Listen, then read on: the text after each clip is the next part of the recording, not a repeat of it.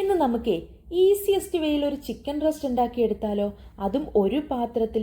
സമയവും ലാഭിക്കാം, പാത്രം ഒരുപാട് കഴുകി ബുദ്ധിമുട്ടുകയും വേണ്ട.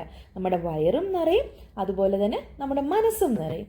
നിങ്ങൾക്ക് എൻ്റെ റെസിപ്പി ഇഷ്ടമാണെങ്കിൽ പ്ലീസ് ലൈക്ക്, ഷെയർ, സബ്സ്ക്രൈബ്. അപ്പോൾ നമുക്ക് എങ്ങനെയാണ് ഇത് ചെയ്യുന്നതെന്ന് നോക്കിയാലോ? അപ്പോൾ ഇതിന് വേണ്ടിയിട്ട് ഒരു 2 സവോള, ഒരു തക്കാളി വേണം, 2 പച്ചമുളക് വേണം, 1 ടീസ്പൂൺ ഇഞ്ചി വെളുത്തുള്ളി പേസ്റ്റ് വേണം, കുറച്ച് കറിവേപ്പില വേണം, പിന്നെ മുളക് പൊടി, മല്ലിപ്പൊടി, മഞ്ഞൾപ്പൊടി, കുരുമുളക് പൊടി, ഗരം മസാല. ഈ പൊടികളുടെയൊക്കെ കറക്റ്റ് മെഷർമെൻറ്റ് ഞാൻ കമൻറ്റ് ബോക്സിൽ പിൻ ചെയ്തേക്കാം. പിന്നെ ആവശ്യത്തിനുള്ള ഉപ്പും കൂടെ ഇട്ടതിന് ശേഷം നന്നായിട്ടൊന്ന് മിക്സ് ചെയ്തിട്ടെടുക്കുക. നന്നായിട്ട് മിക്സ് ചെയ്യണം കേട്ടോ. ഈ മിക്സ് ചെയ്യുന്നതിനകത്താണ് ഇതിൻ്റെ ടേസ്റ്റ് ഇരിക്കുന്നത്. അതുകൊണ്ട് ഇത് നന്നായിട്ട് മിക്സ് ചെയ്യുക.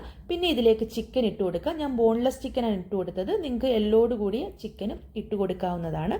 അതിനുശേഷം എല്ലാം കൂടെ ഒന്നും കൂടെ ഒന്ന് മിക്സ് ചെയ്തിട്ട് എടുത്തതിന് ശേഷം ഇതിലേക്ക് നമ്മൾ 1 ടീസ്പൂൺ കോക്കനട്ട് ഓയിൽ കൂടെ ഒഴിച്ചു കൊടുക്കാവുന്നതാണ്.